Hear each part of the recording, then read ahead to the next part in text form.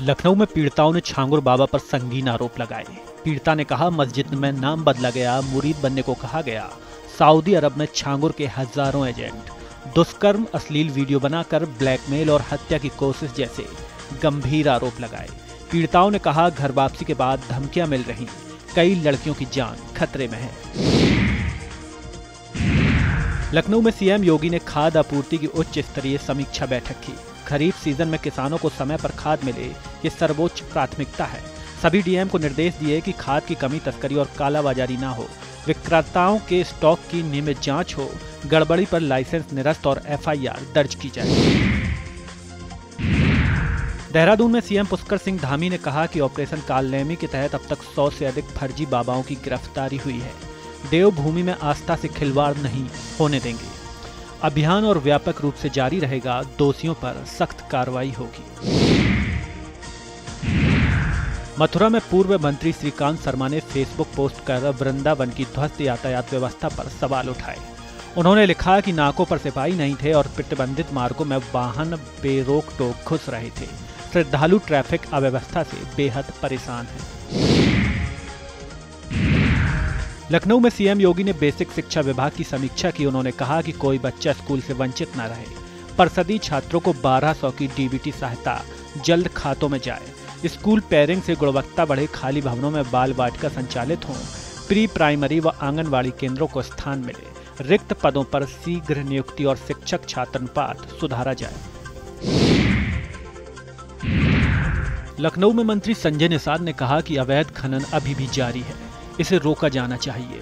पिछली बार इसी कारण कई सीटें हारी थी।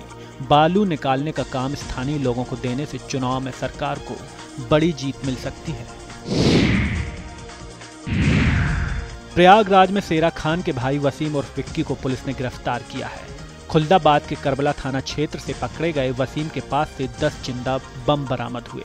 वसीम पर 23 केस दर्ज हैं। शेरा ने फिल्मों में काम न मिलने पर सलमान के मैनेजर को धमकी दी थी।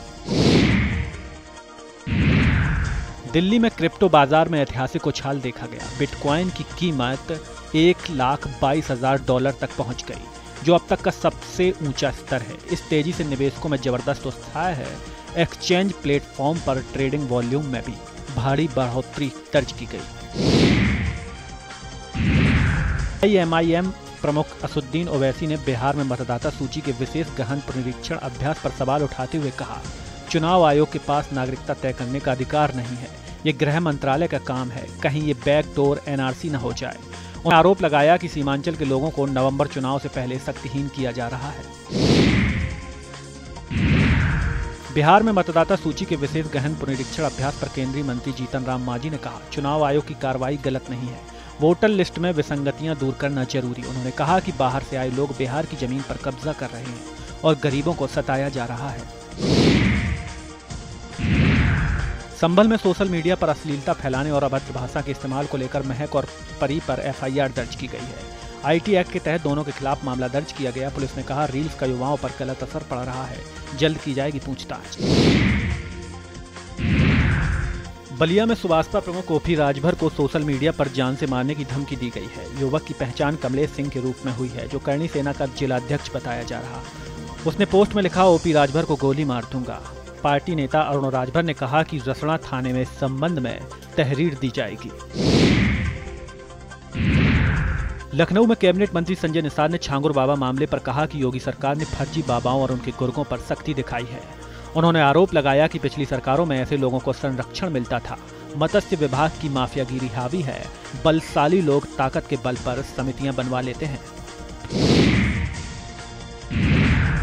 लखनऊ में डिप्टी सीएम केशव प्रसाद मौर्य ने कहा कि अखिलेश यादव ने हिंदुओं की आस्था को व्यापार बताने का दुस्साहस किया है। उन्होंने सपा पर हमला करते हुए कहा कि सपा ने मुस्लिम मस्जिद को वोट का बाजार बना रखा है। सपाइयों के अपने बहादुर नेता से पार्टी का नाम मदरसावादी पार्टी रखने की मांग करनी चाहिए।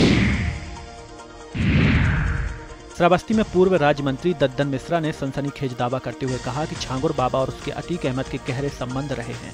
2014 के चुनाव में छांगुर ने श्रावस्ती और बलरामपुर में अतीक के लिए प्रचार किया था और मुस्लिम बाहुल इलाकों में जीत की गारंटी ली थी। लखनऊ में कांग्रेस प्रदेश अध्यक्ष अजय राय ने बताया कि राहुल गांधी कल लखनऊ दौरे पर रहेंगे और कोर्ट में पेश होंगे। उन्होंने कहा कि सरकार हर मोर्चे पर फेल हो चुकी है और उनके पास अब कोई काम नहीं बचा है। लखनऊ में बीएसपी प्रमुख मायावती ने बिहार में एनडीए की नौकरी देने की घोषणा पर सवाल उठाते हुए कहा कि कानून व्यवस्था की बदहाल स्थिति से ध्यान भटकाने की कोशिश हो रही है। 5 साल में 1 करोड़ नौकरी की बात हकीकत से दूर है। यह घोषणा भी अच्छे दिन जैसी जुमलेबाजी लगती है। नैनीताल हाई कोर्ट ने राज्य निर्वाचन आयोग को कोई राहत नहीं दी। कोर्ट ने स्पष्ट किया कि पंचायती राज एक्ट के मुताबिक चुनाव कराए जाएं। आयोग की रिव्यू पिटीशन खारिज कर दी गई। 2 जगह वोटर होने वाले नामांकनों का अमान्य माना गया। हाई कोर्ट ने चुनाव पर रोक नहीं लगाई है। पीड़ित चुनाव के बाद इलेक्शन पिटीशन दाखिल कर सकते हैं। दिल्ली में सांसद प्रियंका गांधी ने एक्स पर पोस्ट कर यूपी सरकार को घेरा। उन्होंने कहा कि सरकार स्कूल विलय के नाम पर संस्थान बदल कर रही। प्रियंका ने सवाल उठाया कि जब स्कूल दूर होंगे तो छोटे बच्चे कैसे पहुंचेंगे। शिक्षा से दूर करने की साजिश है। लखनऊ में उप मुख्यमंत्री ब्रजेश पाठक ने एक्स पर पोस्ट करते हुए कहा कि कांवड़ यात्रा में श्रद्धालुओं को कोई असुविधा नहीं हो रही। उत्तराखंड सीएम पुष्कर धामी ने फोन पर अवगत कराया कि सभी व्यवस्थाएं सुनिश्चित की जा रही हैं। वे खुद निगरानी कर रहे हैं। ब्रजेश ने अखिलेश यादव से भ्रम न फैलाने की अपील की। लखनऊ में मुख्यमंत्री योगी आदित्यनाथ आज केजीएमयू पहुंचे। सावन मास के पहले सोमवार पर उन्होंने कहा कि शिवजी लोक मंगल के देवता हैं। सीएम ने केजीएमयू परिवार को शुभकामनाएं दी और कहा कि संस्थान ने कोविड सहित 2 बड़ी महामारियों का डटकर सामना किया है और उनके अनेक मील के पत्थर गड़े हैं। लखनऊ में अपर्णा यादव के पति प्रतीक यादव ने 4 करोड़ की रंगदारी मांगने का आरोप लगाते हुए गौतम पल्ली थाने में एफआईआर दर्ज कराई है। आरोप है कि पॉक्सो एक्ट में फंसाने की धमकी देकर रकम मांगी गई है। कृष्णानंद पांडे, वंदना पांडे और अशोक पांडे पर धोखाधड़ी और धमकी का आरोप लगाया गया है। पुलिस मामले की जांच में जुटी है। मेरठ में सपा विधायक अब्दुल प्रधान ने बंद हो रहे स्कूलों के विरोध में कचहरी स्थित सीडीओ कार्यालय पर प्रदर्शन किया। उन्होंने सरकार पर गरीबों को शिक्षा से वंचित करने का आरोप लगाते हुए कहा कि शराब के ठेके खोले जा रहे हैं लेकिन स्कूल बंद किए जा रहे हैं। 15 अगस्त को स्कूल बंद में झंडा फहराने का ऐलान किया और आदेश वापस न लेने पर अनिश्चितकालीन आंदोलन की चेतावनी दी।